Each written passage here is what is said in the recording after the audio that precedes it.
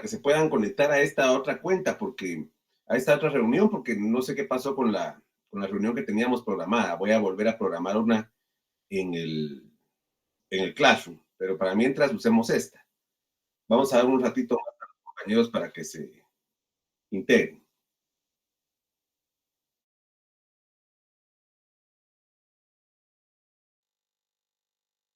Buenas noches, licenciado.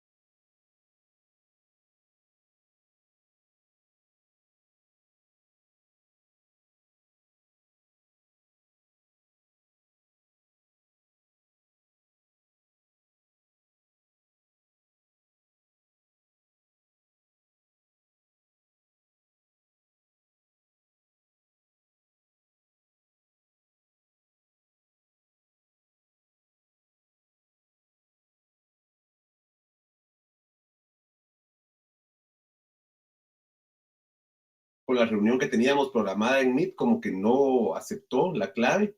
Entonces tuve que crear esta otra reunión.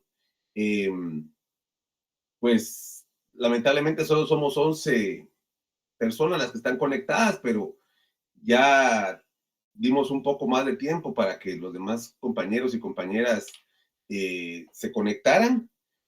Vamos a hacer 2 minutos más, démosles, 2 minutos más para ver si se conectan. Voy a ponerlo también en Classroom. ¿Qué pasó hoy? No pudimos iniciar la clase bien, pero ya estamos casi todos, entonces ya podemos comenzar. Bienvenidos y bienvenidas nuevamente. Aquí ya estoy poniendo en el Classroom el link para la clase de hoy,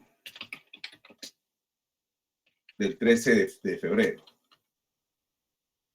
Por si todavía hay personas que no tienen el chat de WhatsApp, ya está también en el Classroom. Bueno, en las últimas clases hemos estado platicando sobre conceptos, definiciones, juicios y razonamientos. Ahora nos toca plantear esos mismos conceptos, juicios, definiciones y razonamientos, pero ya aplicados al derecho. Entonces, el día de hoy vamos a comenzar hablando de lo que es el concepto jurídico. Voy a comenzar a presentar para hacer más didáctica la clase.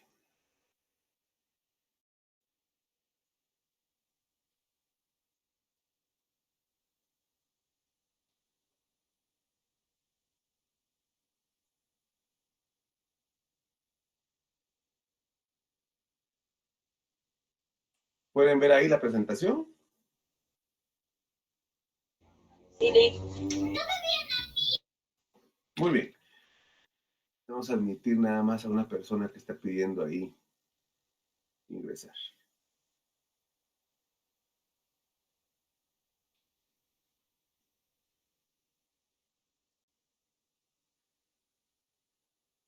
Muy bien. Pues recordemos que cuando platicamos del concepto, hablábamos de que es la síntesis mental de las características esenciales de una clase de objetos sin que se afirme o niegue algo de ella, ¿verdad? Es decir, son significaciones elementales referidas a objetos. Y hablamos también de la definición de clase. Una clase es un conjunto cuyos elementos tienen por lo menos una propiedad o característica en común.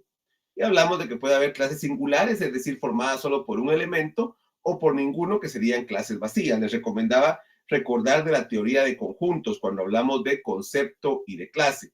Y recuerdan que hablamos de la extensión del concepto de la comprensión del concepto, hablamos de las características esenciales y las características accidentales. Entonces, ahora apliquemos esto al concepto jurídico. El concepto jurídico podemos definirlo como un concepto sobre temas jurídicos, es decir, una significación elemental referida a temas de derecho. Y tenemos que tomar en cuenta que el carácter peculiar de los objetos que se tratan en el derecho tienen diferencias con los conceptos que manejan otras ciencias.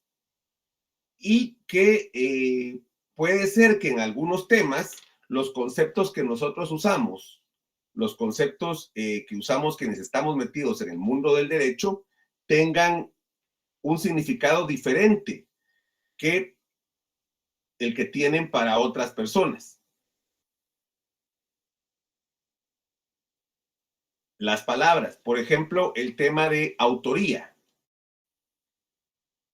El concepto de autoría se usa en diversas ciencias. Cuando uno habla de el autor, se refiere a quien escribió una obra, por lo general una obra literaria, una obra científica, pero cuando nosotros decimos el autor en materia penal, ¿en qué piensan ustedes?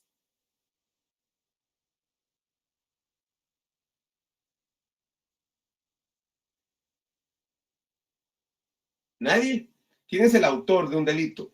¿Verdad? El que lo comete.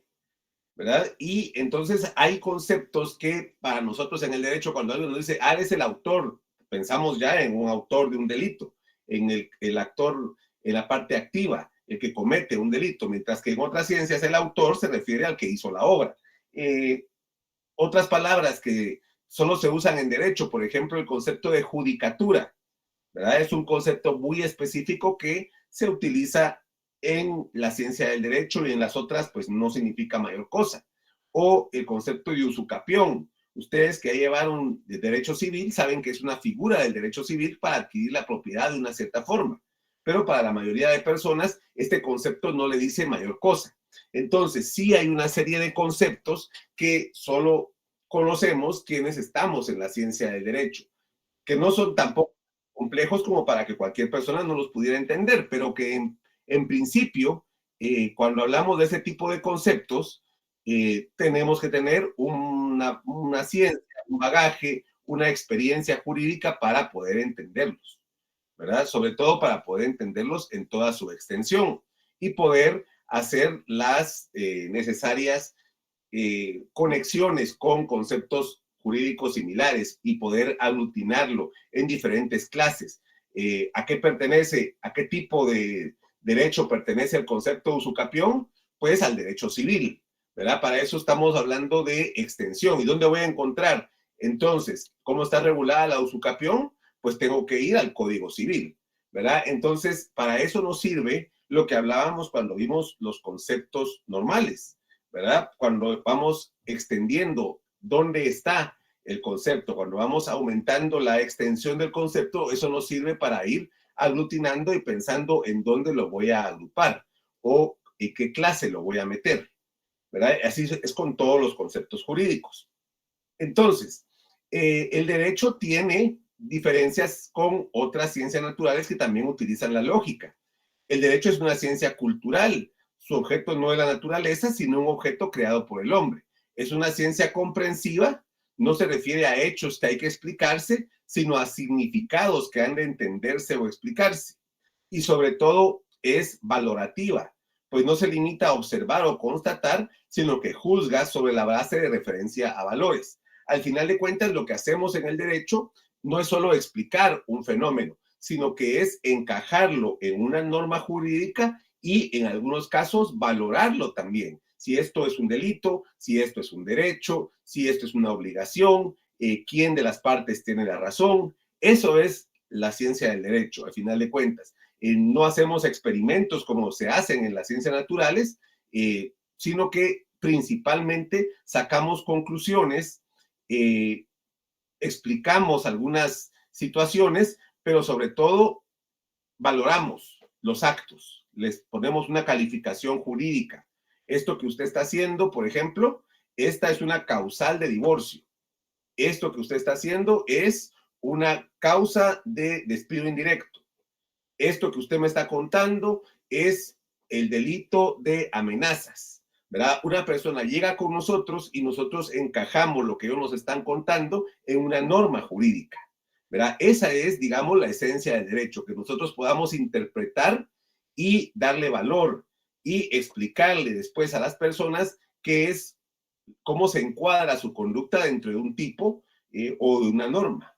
Entonces, para eso utilizamos determinados métodos. El método inductivo o individualizado y el método deductivo o generalizador, de los cuales ya hemos platicado también cuando hablábamos de los silogismos. Y yo les decía que el método que más se utiliza en el derecho es el método deductivo, ¿verdad? Cuando vemos una persona, un cliente, una persona que nos hace una consulta, nos llega con sus hechos, con su narración, nosotros lo vamos a encajar en una norma general que es una premisa, ¿verdad? Y la premisa que él nos cuenta es la premisa menor. Entonces nosotros a partir de eso ya sacamos conclusiones, ¿verdad? Tenemos esa capacidad cuando ya manejamos las leyes, cuando ya manejamos los conceptos y la metodología jurídica de poder encuadrar cada uno de los hechos en determinado caso.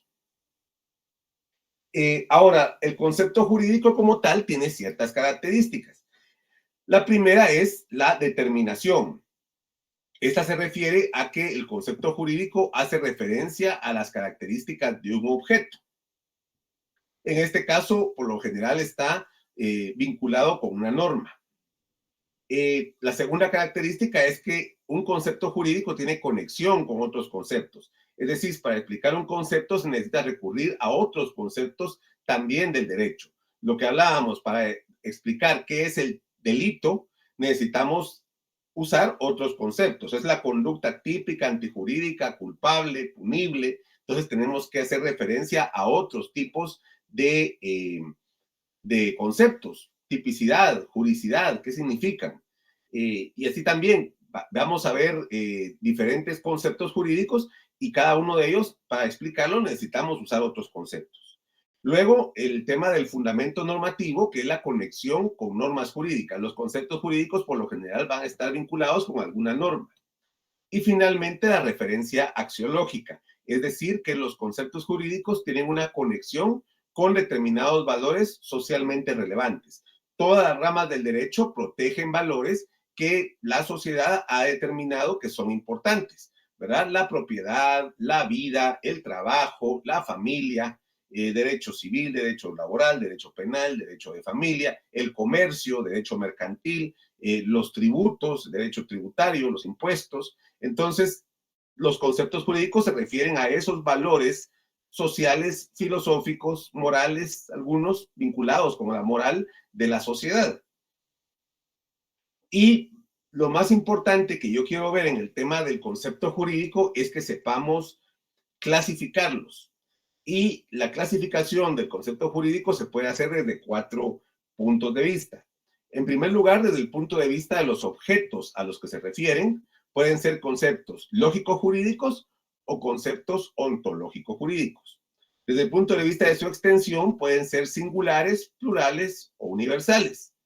Desde el punto de vista de su contenido, pueden ser simples o complejos. Y desde el punto de vista de sus relaciones recíprocas, pueden ser compatibles e incompatibles y pueden ser de coordinación y de suprasubordinación. Vamos a hablar cada uno de ellos y vamos a poner ejemplos de cada uno.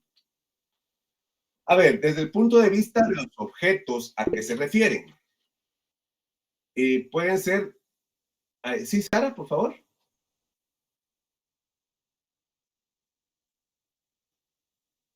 Sara, ¿tiene levantada la mano? ¿Quiere alguna pregunta? Sí, Dania. Disculpe, licenciado, buenas noches. Es que no se están viendo las diapositivas, o por lo menos yo no las veo. Gracias por avisarme. Voy a volver a... Gracias. Voy a volver a compartir. Hoy estamos con problemas técnicos en general, ¿verdad? Vamos a ver. ¿Ahora? Ahora sí. Sí, licenciado, ahorita sí. Ah, vale, muy bien. Qué bueno Gracias. que me avisó en ese momento. Igual, yo todas diapositivas las comparto, ya la otra semana se las voy a mandar para que ustedes tengan ahí para estudiar. Igual voy a mandarles un par de textos para que tengan para estudiar, porque son todo lo que hemos visto. Nunca voy a preguntar algo que no hayamos enseñado en clase. Desde el punto de vista de los objetos a los que se refieren, los conceptos pueden ser conceptos lógico-jurídicos, que son aquellos que carecen de un correlato de tipo físico, material, concreto, es decir, tienen una naturaleza de índole abstracta, se refieren a conceptos, juicios o raciocinios jurídicos. O sea, son cosas que no existen en la realidad, ¿verdad? Por ejemplo, si hablamos de una norma genérica, es un concepto jurídico que no existe una norma genérica, no anda caminando por ahí una norma genérica. No vamos a encontrar, no vamos a tener en la mano una norma jurídica. Cuando hablamos de un silogismo jurídico, de un argumento a contrario, o cuando decimos a stricto sensu, todo esto son conceptos jurídicos que no tienen una correlación material, que no hay algo tangible que pueda tocarse, pero que son conceptos. Entendemos lo que significan, pero no tienen una relación con un objeto o con una persona, ¿verdad? En cambio, hay conceptos ontológico-jurídicos que son aquellos que se refieren a un objeto concreto, es decir, que tiene un correlato objetivo. Por ejemplo, contrato de compra-venta. Un contrato de compra-venta, hay un papel, ¿verdad? Que se llama contrato de compra-venta. Este es un contrato. Si hay algo material.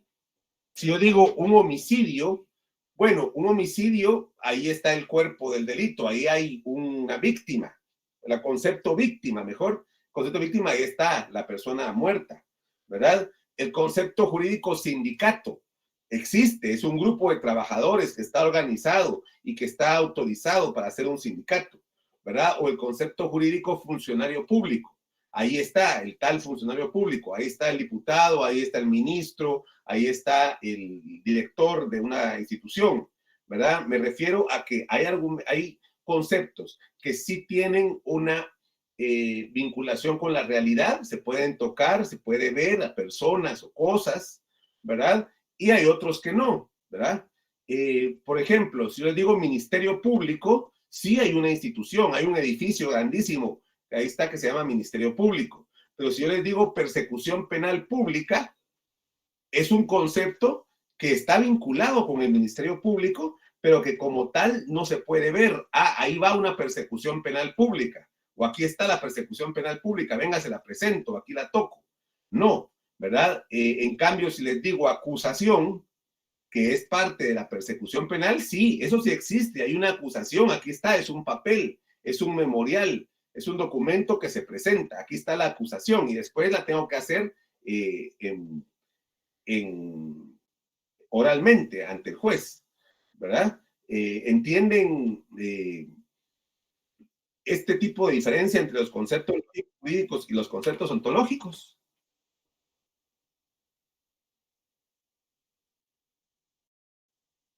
¿Sí? Bueno, muy bien. Sigamos. Entonces, se siguen viendo las diapositivas, ¿verdad? Sí, licenciado. Sí, licenciado. Muy bien, veámoslo desde el punto de vista ahora de su extensión. Eso también está fácil. Desde el punto de su extensión, los conceptos jurídicos pueden ser singulares, plurales o universales. Los singulares son los que se refieren a un objeto único, específico, a uno que solo existe una cosa, ¿verdad? Por ejemplo, si yo les digo delito de homicidio cometido por Alfonso Pérez contra su padre César Pérez el día 12 de marzo del 2023 a las 3 horas. Me refiero a ese homicidio concreto, ¿verdad? No me refiero a todos los homicidios, sino que estoy diciendo el homicidio que cometió esta persona contra su padre en esta fecha, a esta hora, ¿verdad? Puedo ponerle también el lugar. Este tipo de conceptos jurídicos los utilizamos cuando estamos especificando algo en una acusación, en una relación que estemos haciendo oral, ¿verdad? Ante un juez, o cuando decimos el contrato de compraventa de bien inmueble autorizado por la notaria Camila Pérez el 12 de marzo del 2023, ¿verdad? En la escritura pública número tal y tal. Estamos especificando, estamos refiriéndonos a un concepto específico singular, ¿verdad? Y estos conceptos los usamos en sentencias, en memoriales, en argumentos jurídicos y nos referimos a ese en específico. Los conceptos jurídicos también pueden ser conceptos de tipo plural, ¿verdad? Por ejemplo, en el artículo 1339 del Código Civil, ¿verdad? ¿Alguien lo tiene por ahí? El artículo 1339 del Código Civil.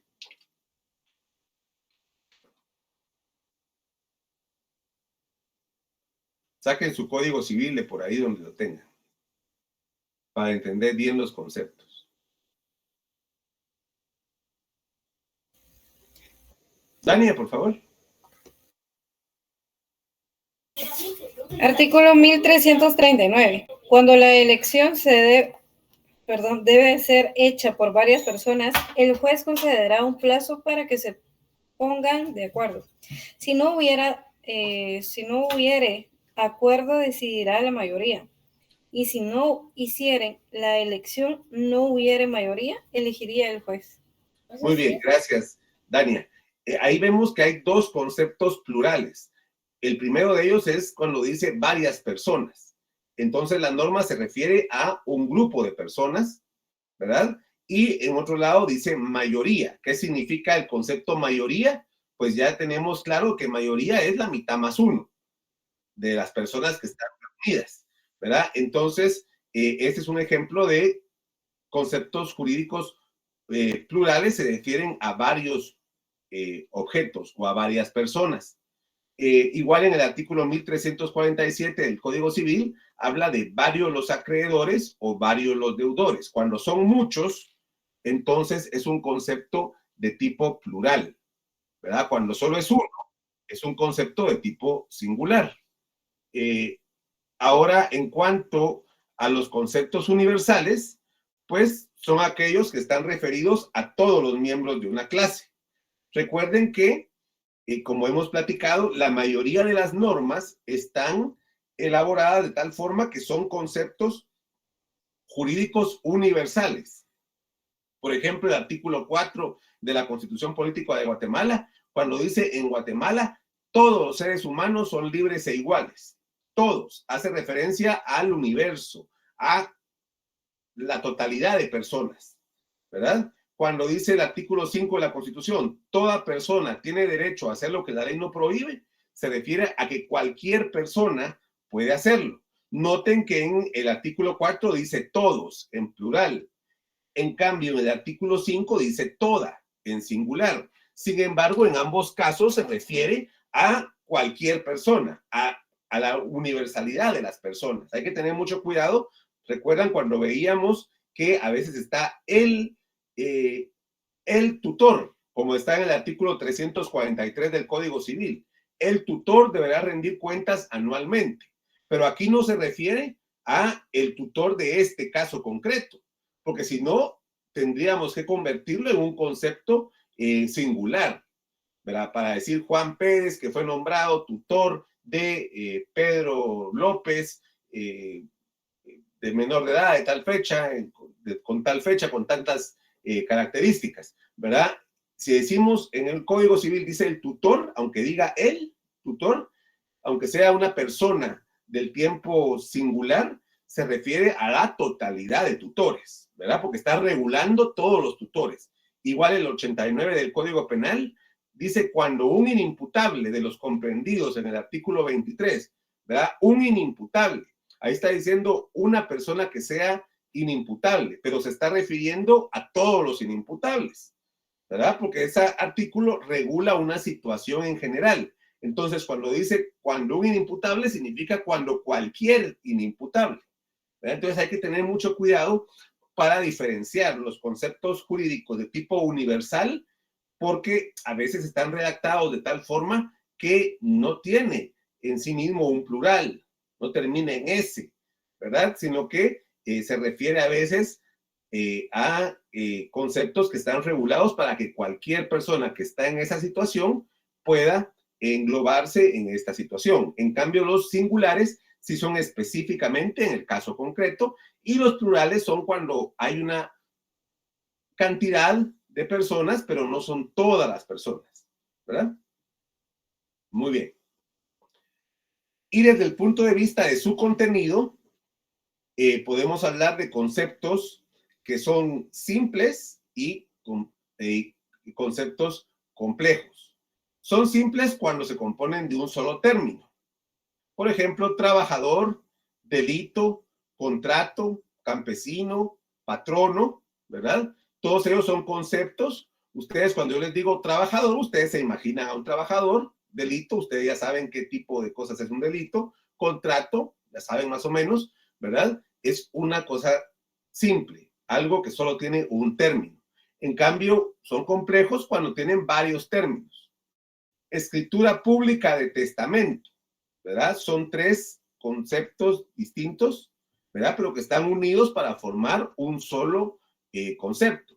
Homicidio calificado, sociedad anónima, jurisdicción voluntaria notarial, ¿verdad? Son conceptos complejos porque tienen más de un término. Si tienen solo un término, son simples. Y desde el punto de vista de sus relaciones recíprocas, pueden ser compatibles o pueden ser incompatibles. Son compatibles cuando la esencia de dos conceptos tiene relación.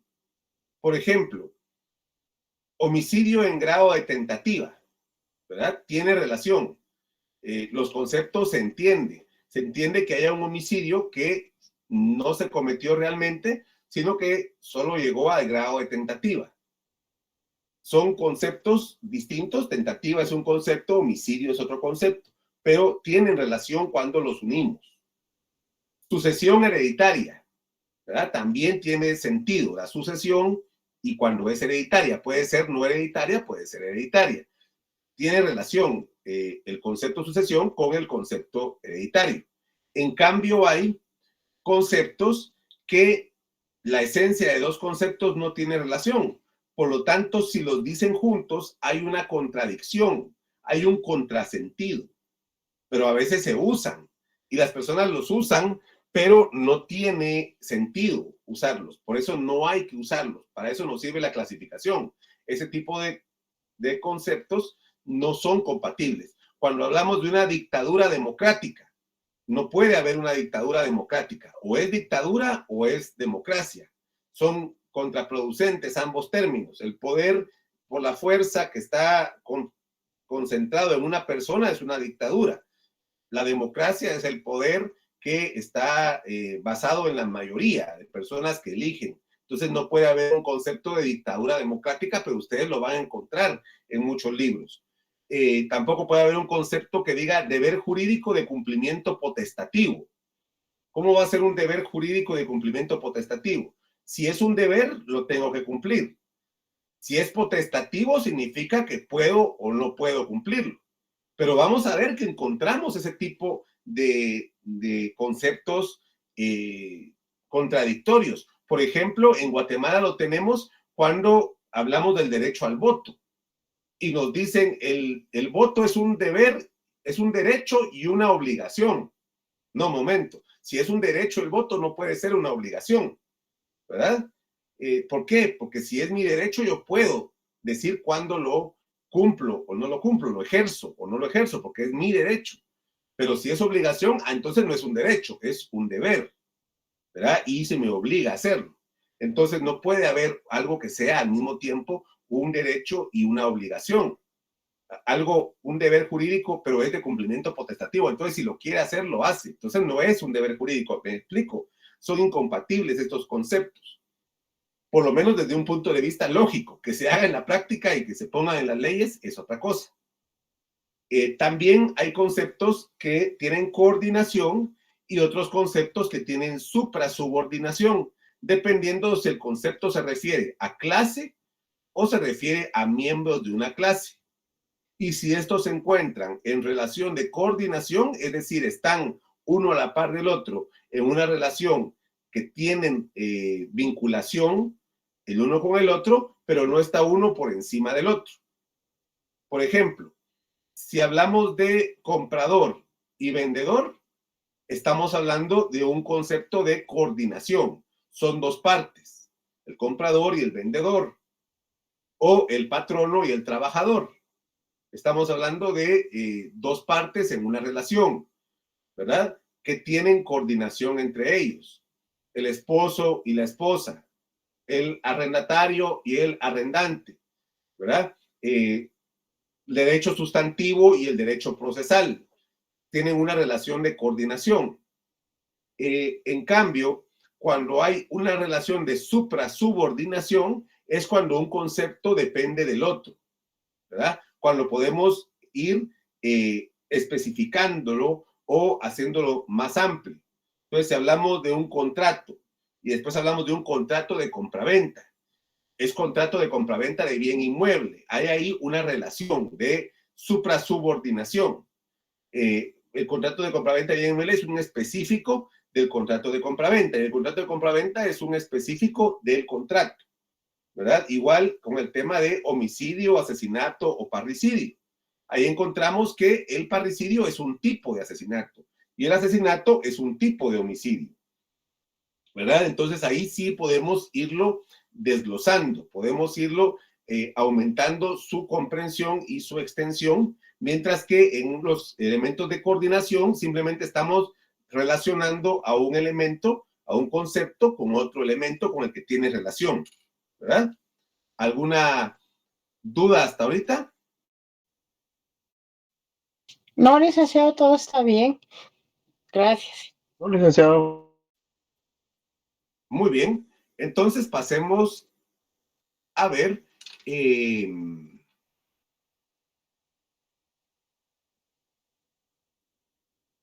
tema de la definición jurídica. Así como vimos ya el tema del concepto jurídico, vamos a ver el tema de la definición jurídica.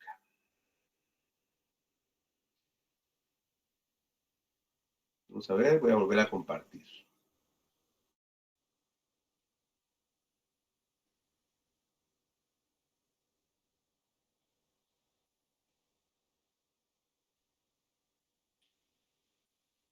Cuando hablamos de la definición jurídica, recordemos que las definiciones consisten en la determinación de la esencia de algo. Y hablamos de que es una operación lógica por medio de la cual concretamos los rasgos esenciales del objeto definido y al mismo tiempo lo diferenciamos de todos los objetos que le son parecidos. ¿Se recuerdan? Cuando hablábamos, por ejemplo, de la definición de triángulo, ¿verdad? Se recuerdan que era una figura geométrica que tenía tres lados, ¿verdad? Cuando hablábamos de la definición de mesa, decíamos que era un tablón que está en forma horizontal, que está sostenido por una o más patas, ¿verdad? Las definiciones. Ahí explicamos las características esenciales y los diferenciamos de todos los demás objetos, ¿verdad? En el caso de la mayoría de definiciones que usamos en la vida normal, son definiciones descriptivas. Es de estas definiciones son para aclarar o exponer el sentido o concepto de un concepto. Y se recuerdan que hicimos un ejercicio donde les pedí que buscaran definiciones de constitución, de definiciones de delito, ¿verdad? De otras cosas. Permítanme que me perdió la presentación, perdón. Pero en derecho, la mayoría de definiciones que usamos, ¿pueden ver ahí la diapositiva? Sí, sí se ve. Sí, licenciado. La mayoría de definiciones que usamos son definiciones de tipo prescriptivo. ¿Por qué de tipo prescriptivo? Porque es una disposición o prescripción sobre el sentido de un concepto y sobre la forma en que el mismo debe ser empleado. ¿Qué significa esto? En las definiciones de otras cosas, de otras ciencias, estas definiciones no son obligatorias, ¿verdad? Sino que, por ejemplo, podemos decir la definición de clases sociales que nos dan en sociología, aprovechando que tenemos nuestra compañera que es socióloga.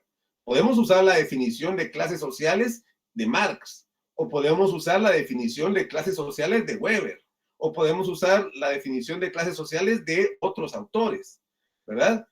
Pero dependiendo del contexto, dependiendo de nuestro autor, dependiendo de lo que estamos escribiendo.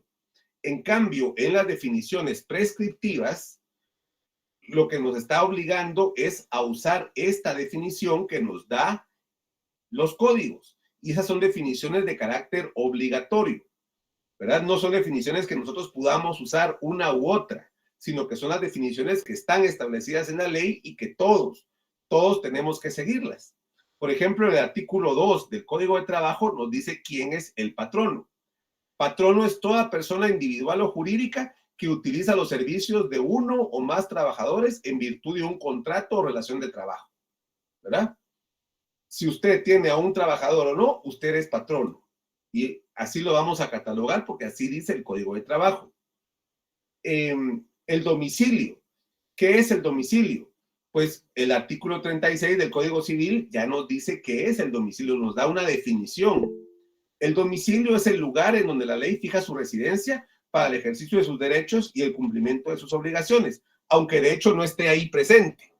Es que ahí no vivo yo, no importa, pero usted dijo que este es su domicilio cuando usted firmó este contrato.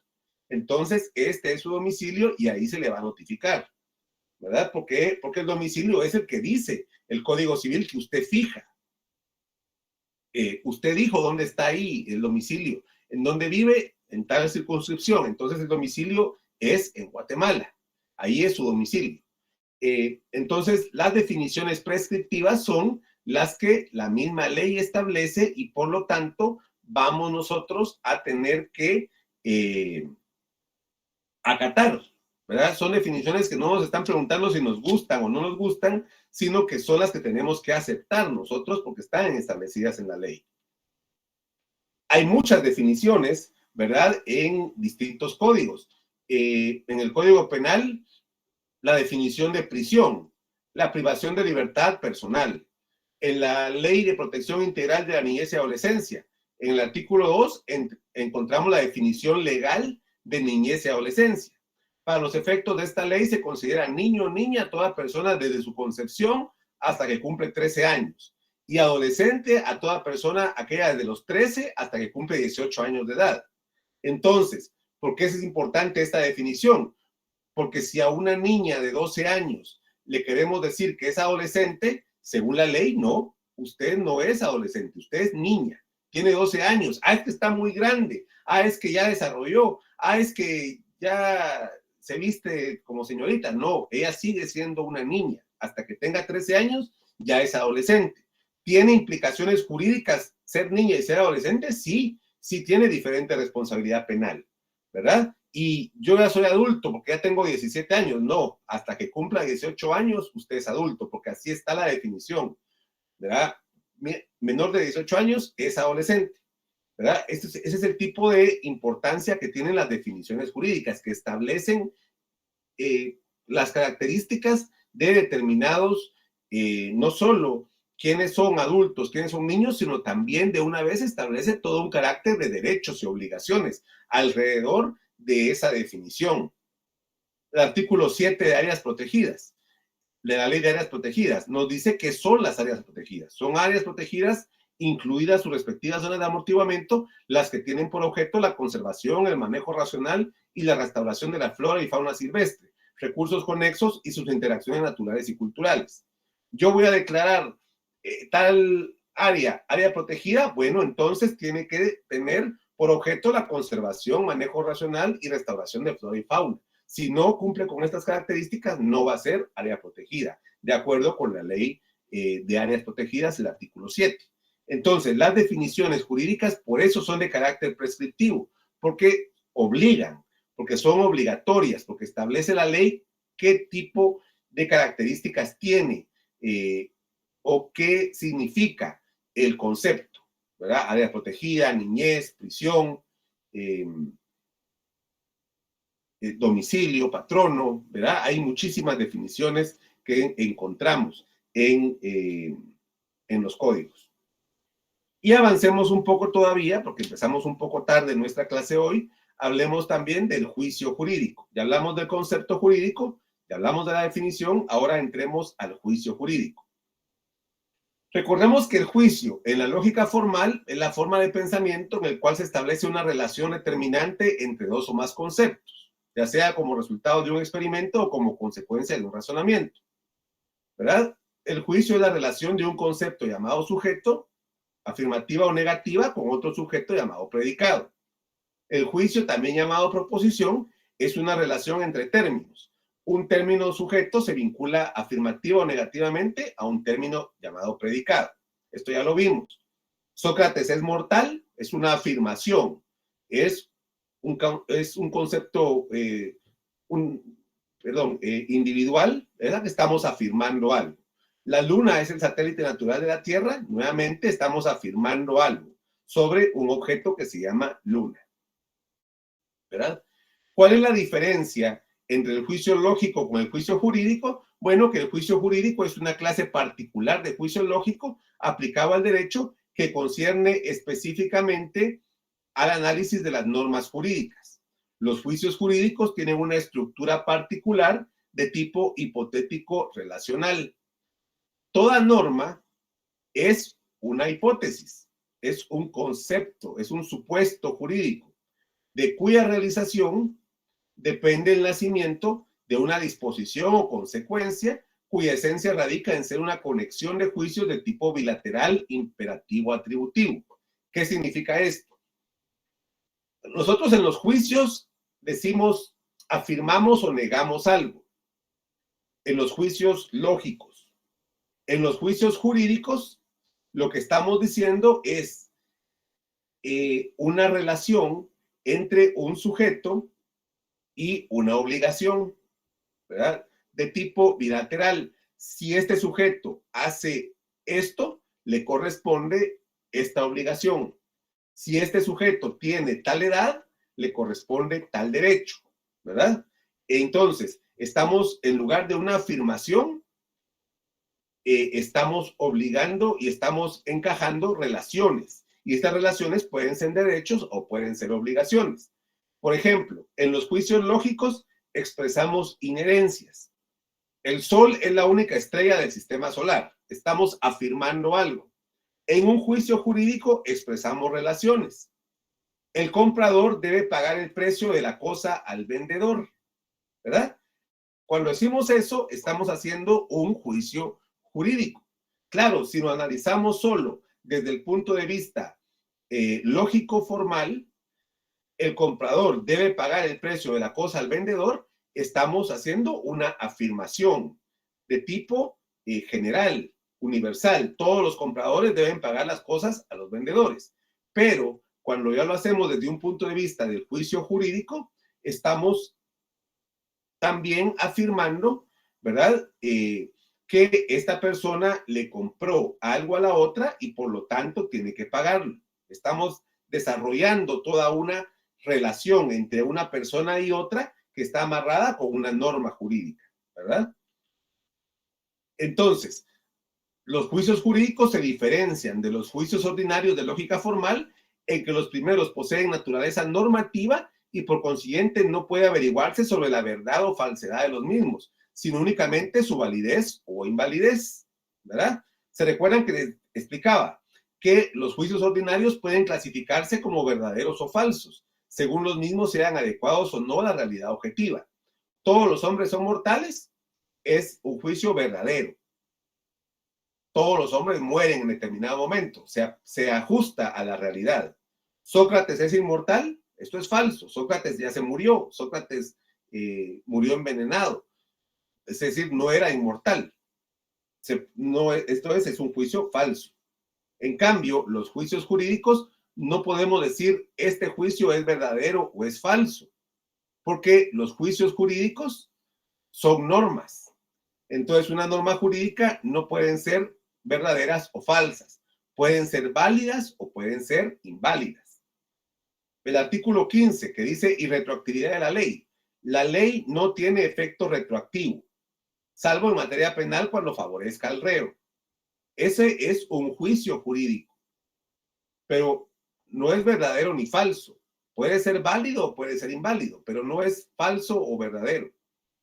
Artículo 2, deberes del Estado. Es deber del Estado garantizar a los habitantes de la República la vida, la libertad, la justicia, la seguridad, la paz y el desarrollo integral de la persona.